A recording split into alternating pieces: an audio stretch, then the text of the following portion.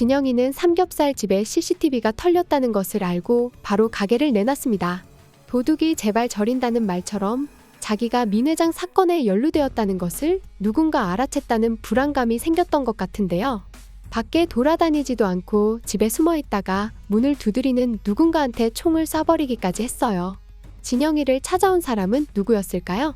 진영이가 문에 총을 쏘기 직전의 장면을 보면 심각한 불안감에 시달리던 진영이가 문을 두드리는 사람을 향해 누구냐고 계속해서 묻는 것을 확인할 수 있습니다. 하지만 문 밖의 사람은 아무런 대답을 하지 않았고 겁에 질린 진영이는 결국 문에 3발의 총을 쏴버리고 말았는데요.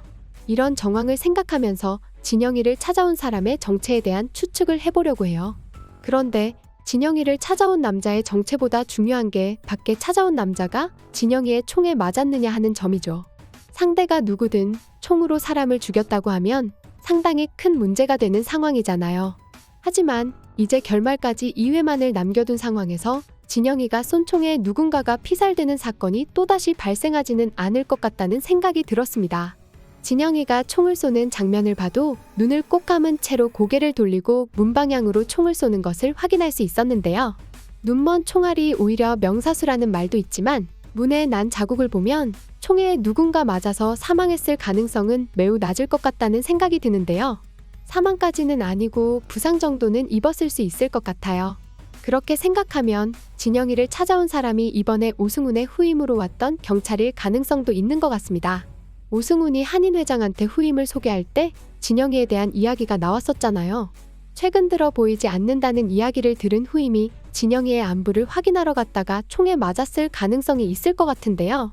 오승훈의 후임으로 온 경찰은 경험이 많은 형사 출신이라고 했죠. 하지만 필리핀에 온 지 얼마 되지 않아서 심각한 부상을 입게 됐고 결국 오승훈이 필리핀으로 다시 돌아오게 되는 계기가 될 수 있을 것 같다는 생각이 들었습니다. 거기다가 경찰한테도 필리핀이 위험한 상황이라는 걸 한국에 알려주는 케이스가 될 것 같은데요.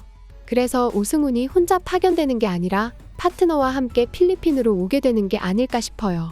오승훈의 파트너가 이재훈일 가능성도 있을 것 같은데요.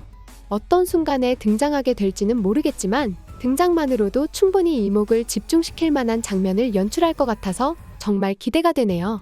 여기까지 리뷰소녀였고요. 구독 꾹 해주실 거죠?